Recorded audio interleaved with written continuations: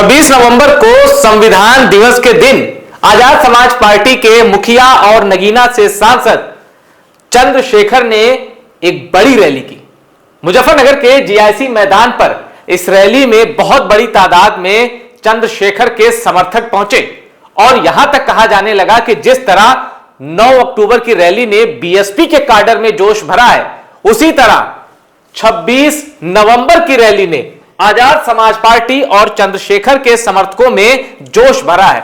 तो इसी के बाद यह सवाल भी उठ गया है कि अगर बीएसपी और एएसपी पूरी ताकत से 2027 में कूद गए तो दलित वोट की शिफ्टिंग किधर होगी। अब यहां खास तौर पर दलित समाज, दलित वोटर्स की बात इसलिए हो रही है क्योंकि दोनों ही पार्टियों का जो बेस वोट है, जो आधार वोट है, वो दलित वोटर्स ही हैं। और इसीलिए देखिए चर्चा शुरू हो गई है कि पश्चिमी यूपी में मायावती की काट बन पाएंगे चंद्रशेखर, मुजफ्फरनगर से मिशन 2027 का आगाज।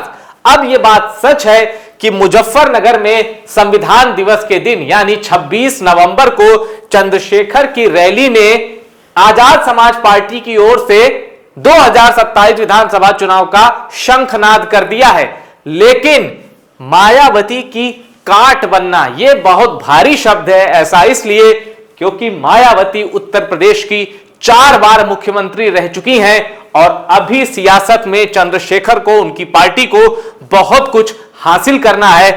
अब चंद्रशेखर और बीएसपी यानी बीएसपी और एएसपी में जो फर्क है वो वर्तमान में उत्तर प्रदेश की राजनीति में कुछ बड़ा दिखाई देता है, क्योंकि ये एक सांसद की पार्टी है लोकसभा की, जबकि इनके पास कोई लोकसभा का सांसद नहीं है। उत्तर प्रदेश में विधायक 1 है, इधर विधायक 0 है। अब इस अंतर को पाटने की जो रेस है वो शुरू हो चुकी है। लेकिन यह नहीं भूलना चाहिए कि 9 अक्टूबर की रैली के बाद बहन जी का जो वोटर है वो बहुत मोबिलाइज है, चार्ज्ड अप है और चंद्रशेखर और उनके समर्थक भी कह रहे हैं हम भी किसी से कम नहीं, 2027 में दिखा देंगे किसमें कितना दम। तो आइए कुछ पहलू जिन पर गौर करना जरूरी है ताकि हमें यह समझ में आए कि अभी रेस हुई तो कौन किससे कितना आगे है और बात सिर्फ फैक्ट्स के आधार पर होगी। फैक्ट्स क्या कहते हैं उससे पहले हमें यह जानना जरूरी है कि मुजफ्फरनगर की रैली में चंद्रशेखर ने कौन सी बड़ी बातें कही और चंद्रशेखर का इशारा किस ओर था। आइए जरा समझते हैं। अब देखिए, चंद्रशेखर ने कहा कि हमारे मुस्लिम नेताओं को जेल में बंद कर दिया गया। सीधा इशारा आजम खान के तरफ था और चंद्रशेखर जब समाजवादी पार्टी के बड़े बड़े नेता आजम खान से जेल में नहीं मिल सके, उस दौरान चंद्रशेखर ने मुलाकात की थी।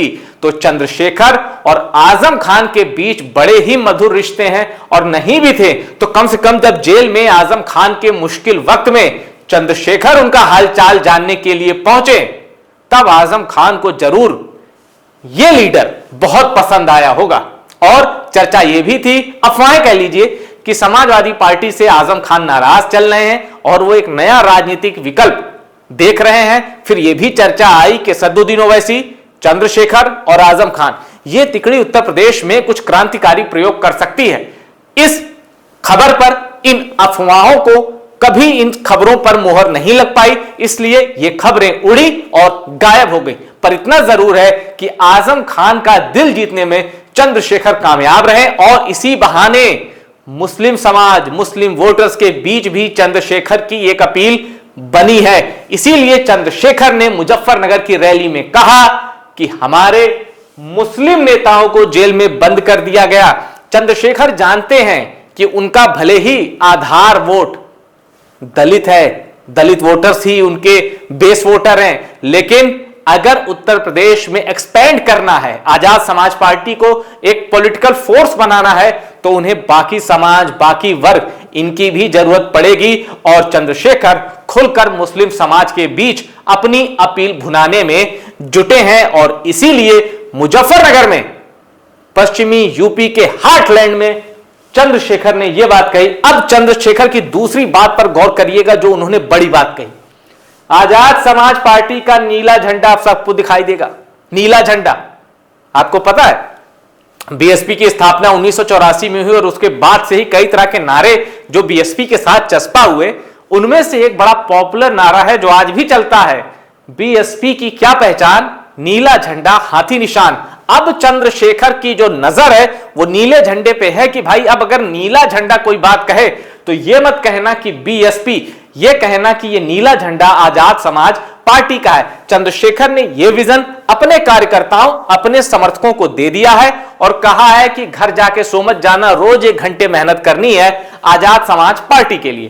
तो नीला झंडा मतलब बीएसपी नहीं एएसपी, ऐसा कहना है चंद्रशेखर का। और एक नेता होने के तौर पर जाहिर सी बात है अपने समर्थकों को उत्साहित करने के लिए, जोश भरने के लिए एक नेता ऐसा कहता है। चंद्रशेखर ने कहा, संविधान की शपथ लेता हूं, जब तक लहू का आखिरी कतरा है एक कदम पीछे नहीं हटेगा चंद्रशेखर ने ये बातें इसलिए कही कि हम अक्सर देखते हैं कि कोई छोटी पार्टी जो होती है वो शुरुआत करती है बड़ी बड़ी पार्टियों से लड़ने की और बाद में उन्हीं के साथ जाके मिल जाते हैं। हमने ऐसा हरियाणा में कई बार देखा है, हमने ऐसा प्रयोग देश के अन्य राज्यों में देखा है। लेकिन चंद्रशेखर अपने वोटर को यकीन दिला रहे हैं कि ना तो कांग्रेस से कभी जाऊंगा ना बीजेपी के साथ जाऊंगा। और इसीलिए चंद्रशेखर ने मुजफ्फरनगर की अपनी रैली में कांग्रेस बीजेपी दोनों पर कड़ा प्रहार किया और सीएम योगी को चेतावनी भी दे डाली है कि मुजफ्फरनगर में इतनी बड़ी जनसभा करके दिखा दीजिए, उस पर भी आऊंगा। पर चंद्रशेखर ने अपने पत्ते खोल दिए। अभी गठबंधन से उन्होंने इनकार नहीं किया है, लेकिन इशारा दे दिया है कि ना तो कांग्रेस के साथ ना तो बीजेपी के साथ। अब चंद्रशेखर किसके साथ गठबंधन करके चुनाव में उतरते हैं वो जरा देखने वाली बात होगी। अब आगे देखिए, अब चंद्रशेखर के समर्थक चंद्रशेखर के समर्थन में क्या लिख रहे हैं सोशल मीडिया पर। मुजफ्फरनगर की रैली के बाद किस तरह से आजाद समाज पार्टी का जो क्रेज है वो दिख रहा है और कैसे बीएसपी से तुलना की जा रही है, जरा पूरी गणित आपको समझनी जरूरी है। देखिए, एक यूजर है शादाब हुसैन नाम से, वो कह रहे हैं मैंने देखा है मुजफ्फरनगर महारैली का नजारा, पूरा मुजफ्फरनगर जाम, मुझे पक्का यकीन है चंद्रशेखर भाई 2027 में मुख्यमंत्री पक्का बनेंगे। अब ये बातें, जिस पार्टी का भी कोई विधायक नहीं है, ऐसी बातें करना निश्चित तौर पर ये समर्थक हो सकते हैं, कट्टर समर्थक हो सकते हैं, पर ये अभी राजनीतिक रूप से असंभव सा दिखाई देता है। अब देखिए, एक यूजर है प्रियांशु कुमार, पर राजनीति में कुछ भी असंभव नहीं। मधु कोड़ा थे, निर्दलीय थे, मुख्यमंत्री बन गए थे मधु कोड़ा झारखंड में। तो एक बात मैं कह रहा हूं, वर्तमान के परिप्रेक्ष्य में भविष्य में कुछ भी हो सकता है। प्रियांशु कुमार कहते हैं पश्चिमी यूपी के 3 मंडलों से बड़ी संख्या में बहुजन समाज के लोग चंद्रशेखर की मुजफ्फरनगर महारैली के लिए निकल चुके हैं। आज चंद्रशेखर आजाद की यह रैली उत्तर प्रदेश में सभी राजनीतिक समीकरण बदल देगी। कई वीडियो उन्होंने शेयर किया है, ट्रैक्टर और लग्जरी गाड़ियां और गली मोहल्लों से किसान होते हुए, दलित समाज के वोटर जाते हुए, चंद्रशेखर के समर्थक जाते हुए, सड़कें जाम है, ऐसा वीडियो उन्होंने शेयर किया है और यह बताया है कि मुजफ्फरनगर की महारैली ने आजाद समाज पार्टी को अब उत्तर प्रदेश की राजनीति में हो रहे विमर्श के बीच बड़ी मजबूती से स्थापित कर दिया है। अब एक यूजर है प्रियांशु कुमार का ये पोस्ट था। हाँ, प्रियांशु कुमार का एक और पोस्ट मैं आपको दिखाता हूं। हमारी सभा को डिस्टर्ब कर रहे हो, ये चंद्रशेखर को वो कोट कर रहे हैं। मैं चैलेंज करता हूं मुख्यमंत्री जी को, आप आओ और इतनी बड़ी सभा करके दिखाओ मुजफ्फरनगर में। अब ये बड़ा चैलेंज है, चैलेंज दिया है सीधा योगी आदित्यनाथ को। अब योगी आदित्यनाथ, उनके ऊपर हमने देखा कि इस सरकार में कुछ जातिवादी होने के भी आरोप लगे, ये भी आरोप लगे कि दिल्ली से नहीं बन रही है, पर इसमें कोई शक नहीं कि योगी आदित्यनाथ की एक अपनी लोकप्रियता है। उत्तर प्रदेश के बाहर भी वो लोकप्रियता है, पर उत्तर प्रदेश में सरकार बनाम संगठन को लेकर एक अंतर्द्वंद है, वो साफ दिखाई देता है। पर उत्तर प्रदेश के बाहर भी योगी आदित्यनाथ को पसंद किया जाता है, योगी आदित्यनाथ की एक फॉलोइंग है। अब उस फॉलोइंग पर सीधा प्रहार किया है चंद्रशेखर ने, कहा है कि मुजफ्फरनगर में इससे बड़ी रैली करके दिखाओ। तो यानी योगी आदित्यनाथ को सीधा चैलेंज चंद्रशेखर का आ चुका है। अब इस पर सीएम योगी क्या जवाब देते हैं ये भी देखने वाली बात होगी। तो जाटलैंड से चंद्रशेखर ने योगी आदित्यनाथ को ललकारा है। अब देखिए, चंद्रशेखर आजाद की रैली में उमड़ा लाखों का जनसैलाब। ये विमल कुमार है, ये कह रहे हैं जीआईसी मैदान पर रैली संपन्न हुई, लाखों लोगों को देख विरोधी सन्न हो गए। मुजफ्फरनगर से बदल रही है राजनीति की आवाज। चंद्रशेखर ने मुख्यमंत्री को चुनौती दी। वो चुनौती क्या थी वो मैंने आपको बता दिया है। अब मोहित कुमार हैं, इनके नाम में ही एएसपी लिखा है, इसका मतलब ये एएसपी से जुड़े हैं या उसके समर्थक हैं। वो कह रहे हैं आज की रैली ने साबित कर दिया कि चंद्रशेखर आजाद पश्चिमी यूपी ही नहीं पूरे देश में बहुजन राजनीति का सबसे तेजी से उभरता चेहरा बन चुके हैं। मीडिया भले न दिखाए लेकिन जमीन पर जनता खुद फैसला करती है और मुजफ्फरनगर की भीड़ ने दिखा दिया है कि लोग बदलाव के लिए तैयार हैं। इसके साथ ही ये जो भीड़ है इसकी भी तस्वीरें उन्होंने शेयर की। अब मैं एक चीज बता दूं, इसमें कोई शक नहीं कि चंद्रशेखर आजाद की इस महारैली में भीड़ जबरदस्त थी, पर इसमें भी कोई शक नहीं कि 9 अक्टूबर को जो भीड़ लखनऊ में आई थी वो भीड़ इससे कहीं ज्यादा थी, बहुत ज्यादा। वो रेला था और जितने लोग अंदर थे, मैं ये नहीं कहता कि उतने लोग 9 अक्टूबर को बाहर थे, पर हजारों की तादाद में लोग ऐसे थे जो मैदान के अंदर नहीं घुस पाए थे, मैदान के बाहर थे। 9 अक्टूबर की रैली तो ऐतिहासिक थी, इसमें भीड़ उतनी नहीं थी 9 अक्टूबर के लिहाज से, लेकिन आजाद समाज पार्टी के लिहाज से यह भीड़ भी ऐतिहासिक थी। अब आगे बढ़ते हैं। अब यहां एक चीज जानना जरूरी है, जब यह विमर्श हो रहा है, यह बहस छिड़ी है कि अब दलित वोट किधर जाएंगे, तो जाहिर सी बात है मायावती यानी बहन जी का दावा बड़ा मजबूत आता है, क्योंकि 4 बार की मुख्यमंत्री रही हैं और 9 अक्टूबर के बाद से एक अलग ही बीएसपी, एक अलग ही बहन जी दिखाई दे रही हैं। पर हमें यह भी नहीं भूलना चाहिए कि 2024 के लोकसभा चुनाव में क्या हुआ। नगीना में बीएसपी का प्रत्याशी होते हुए भी वहां के लोगों ने आजाद समाज पार्टी के मुखिया चंद्रशेखर पर भरोसा जताया और यह रहा प्रमाण।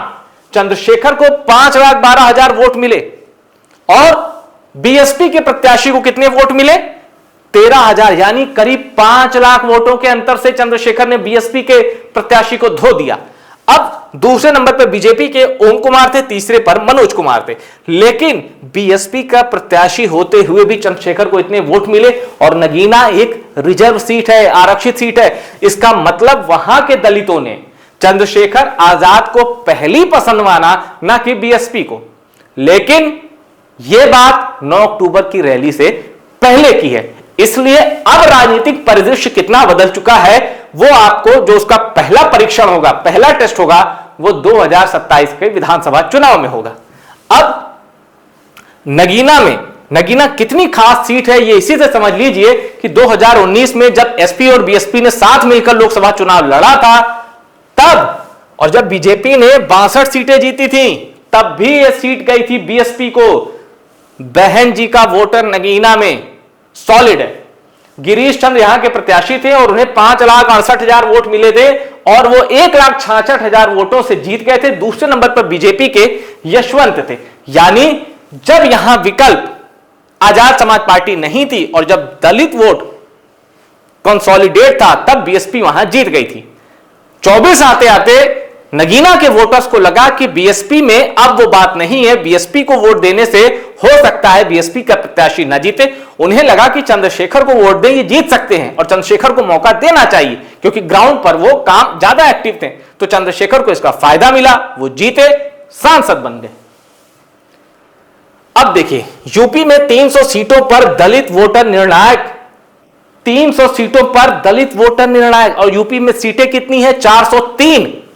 300 सीटों पर दलित वोटर निर्णायक, यानी अगर सारे दलित वोट एक तरफ पड़ गए तो मामला जो है वन साइडेड हो सकता है। यानी उत्तर प्रदेश में आप जितने भी क्वेश्चन बैठा लीजिए, दलित वोट जिधर, सत्ता की चाबी उधर।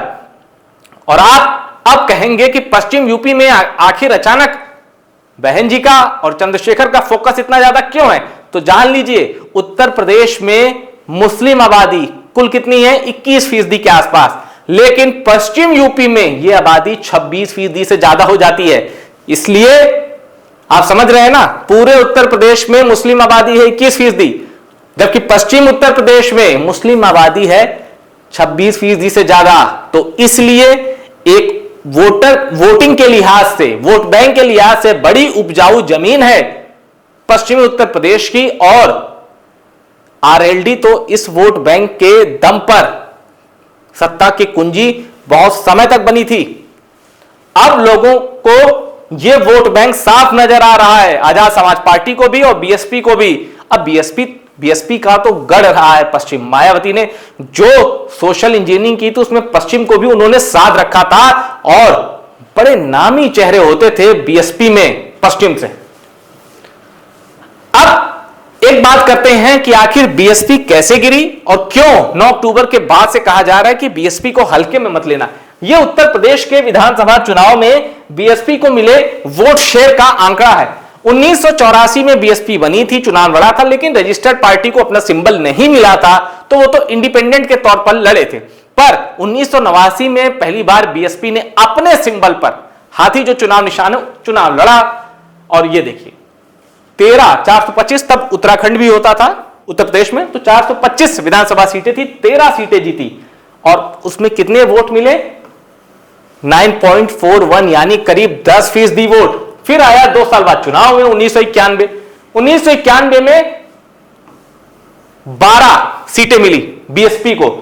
वोट परसेंटेज भी लगभग उतना ही रहा। 93 में कमाल कर दिया, कम लड़ी सीटें, 164 सीटें लड़ी, 67 जीती और वोट प्रतिशत बढ़ा लिया, 1.68% वोट प्रतिशत बढ़ा लिया। देखो वोट परसेंट ज्यादा नहीं बढ़ा, लेकिन जहां जीतने की संभावना थी उन सीटों पर फोकस किया। और देखिए पहले कितनी लड़ रही थी, 386, 372, उसमें 1993 में लड़ी 164 सीटें, 67 विधायक बन गए। फिर 1996 आया और ये 1996 में क्या हुआ था, कांग्रेस के साथ अलायंस किया था बीएसपी ने। तो बीएसपी ने 299 सीटों पर चुनाव लड़ा, 67 फिर जीते, लेकिन वोट शेयर छू गया 20% को, 19.64%, यानी करीब 20% वोट ले उड़ी बीएसपी, और पूरी सीटों पे चुनाव भी नहीं लड़ा था, तब जाकर पूरे वोट का 20% उठा लिया। फिर आया 2002, 401 सीटों पे लड़ी और 98 विधायक हो गए बीएसपी के, वोट शेयर 23 को क्रॉस कर गया। फिर 2007 आया, सारे रिकॉर्ड टूट गए, पूरे सीटों पर, हर सीट पर बीएसपी ने अकेले चुनाव लड़ा, 206 विधायक, यानी फुल मेजॉरिटी, पूर्ण बहुमत अपने दम पर, और 30% के वोट को पार कर दिया, मीटर तोड़ दिया, 30% से ऊपर का वोट शेयर हो गया बीएसपी का। पर 2012 में चीजें हाथ से निकलनी शुरू हो जाती हैं, समाजवादी पार्टी पूर्ण बहुमत से सत्ता में आती है और बीएसपी को 126 सीटों का नुकसान होता है, सिर्फ 80 पर सिमट जाती है। पर वोट शेयर नहीं गिरता, 25.91%, यानी करीब 26%, तो 30 से 26% वोट शेयर, यानी वोट शेयर गिरा 4%, लेकिन विधायक कितने गिर गए? 126%, माफ कीजिएगा, 126 विधायक कम हो गए। तो यह देखा आपने, सिर्फ 4% वोट शेयर गिरने से बीएसपी को 126 सीटों का नुकसान हुआ। 2017 में बात और बिगड़ गई, 80 विधायकों से रह गए 19 विधायक। पर चौंकाने वाली बात देखिए, वोट परसेंटेज 22 के ऊपर था। देखिए मोटे तौर पर समझिए, 30% वोट बीएसपी को मिला तो 206 विधायक, 25% वोट मिला तो 80 विधायक, 22% वोट मिला तो 19 विधायक, यानी वोट शेयर कोई बहुत ज्यादा नहीं गिर रहा था, लेकिन इन टर्म्स ऑफ एमएलए विधायकों की संख्या बहुत तेजी से गिर रही थी। अब 2022 में आपको पता है क्या हुआ है, 12.88%, यानी 13% वोट बैंक रह गया है 2022 के विधानसभा चुनाव को आधार मानू तो। और विधायक सिर्फ एक, वो भी जो विधायक हैं रसड़ा से, वो ऐसे हैं, कहा जाता है कि वो निर्दलीय भी लड़ते तो जीत जाते, यानी उसमें बीएसपी का कोई मेजर फैक्टर, मेजर योगदान नहीं है, वो अपनी छवि से जीते हैं, अपने समर्थकों की ताकत से जीते हैं। पर यह सारे इक्वेशन बदल दी है 9 अक्टूबर की रैली ने, क्योंकि उस रैली की झलक देखकर समाजवादी पार्टी में भी खलबली है, कांग्रेस में भी है, बीजेपी में भी है और आजाद समाज पार्टी में भी खलबली है। क्यों? क्योंकि उस रैली के बाद से बहन जी ने मुस्लिम भाईचारा समिति, मुस्लिम भाईचारा एक संगोष्ठी कर ली, मुस्लिम प्रतिनिधियों से मुलाकात कर ली, पिछड़े वर्ग के लोगों से मुलाकात कर ली, पिछड़े वर्ग के मंडलाधिकारियों पदाधिकारियों से मुलाकात कर ली। तो मायावती 2007 वाले सोशल इंजीनियरिंग को शेप करने में जुट गई हैं, और जिस तरह से वो एक्टिव हुई हैं, तो कुछ विपक्षी पार्टियों ने कहा कि ये बीजेपी की बी टीम है, तो कुछ कह रही हैं कि बाप रे, अब बीएसपी से सावधान रहना पड़ेगा। तो आप देखते हैं राजनीति है, राजनीति करने वाले दल कई तरह के आरोप लगाते हैं। अब ये चुनाव बताता है, चुनाव नतीजे बताते हैं कि जनता को किन आरोपों में दम लगा है और कौन से आरोप जनता ने खारिज कर दिए। पर फिलहाल के लिए बीएसपी और एएसपी दोनों के हौसले जो हैं वो 7वें आसमान पर हैं। 9 अक्टूबर को लखनऊ में बहन जी की रैली में बीएसपी का वोटर, बीएसपी का समर्थक 7वें आसमान पर है, तो 26 नवंबर को मुजफ्फरनगर में चंद्रशेखर की रैली से आजाद समाज पार्टी का जो समर्थक है उसका जोश 7वें आसमान पर है। 2027 में बहुत बड़ी टक्कर होने वाली है। क्यों? क्योंकि यह ध्यान रखिएगा कि उत्तर प्रदेश में जो उपचुनाव हुए थे उसमें आजाद समाज पार्टी ने बीएसपी के प्रत्याशियों पर बढ़त हासिल कर ली थी। यह चौंकाने वाला था, पर मैं फिर कहता हूं 9 अक्टूबर ने सब कुछ बदल दिया है। और 2027 अब मीडिया में कई ऐसे बयान थे, कई लोग कहते हैं कि चंद्रशेखर को और बहन जी को साथ मिलकर चुनाव लड़ना चाहिए, पर यह दूर की कौड़ी है, यह अभी पॉसिबल होता नहीं दिखाई दे रहा। बीच में हमने कई बार ऐसा देखा था चंद्रशेखर के बयानों से कि आकाश आनंद पर वो हमलावर थे, और जबकि बीएसपी में आकाश आनंद नंबर 2 के तौर पर स्टैब्लिश हो चुके हैं, उनको कमान भी दे दी गई थी बिहार की।